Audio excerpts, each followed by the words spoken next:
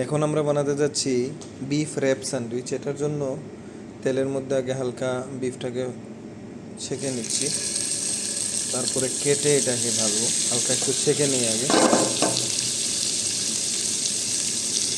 এটা হচ্ছে boneless beef, কারণ স্যান্ডউইচের ভিতরে বোন থাকলে ভালো লাগবে না, খেতে সমস্যা, এই কারণে বোনলেসটাই বেটার।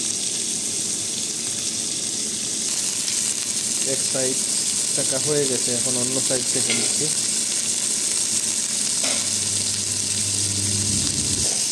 ওকে, ছেঁকা হয়ে গেছে, এখন এটাকে স্লাইস করে কেটে নিব।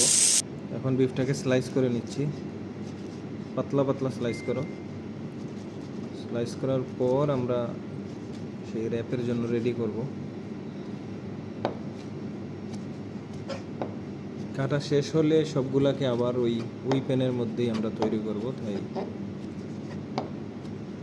কাটা শেষ, এখন প্যানের মধ্যে ডালো।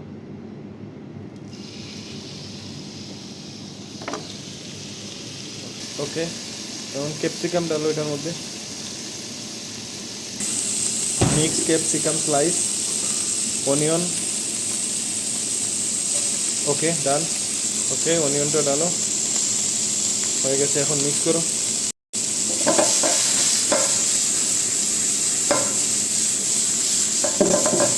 ওকে ওকে, put salt, some pepper, little masala spice, little.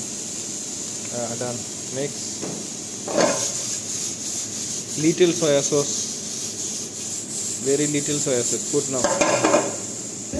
Okay, এখন soya sauce ডালা হয়ে গেছে। তরকারির में মায়োনিজ डालो।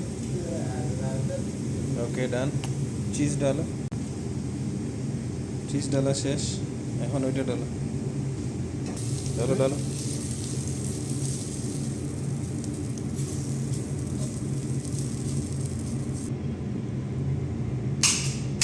এখন এটাকে রোল করা হবে। ওকে, বন্ধ করো, টাইট।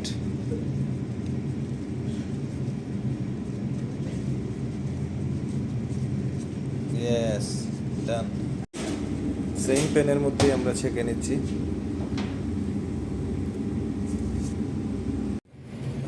ডান, হয়ে গেছে আমাদের বিফ র্যাপ। এটা হচ্ছে বিফ র্যাপ স্যান্ডউইচ।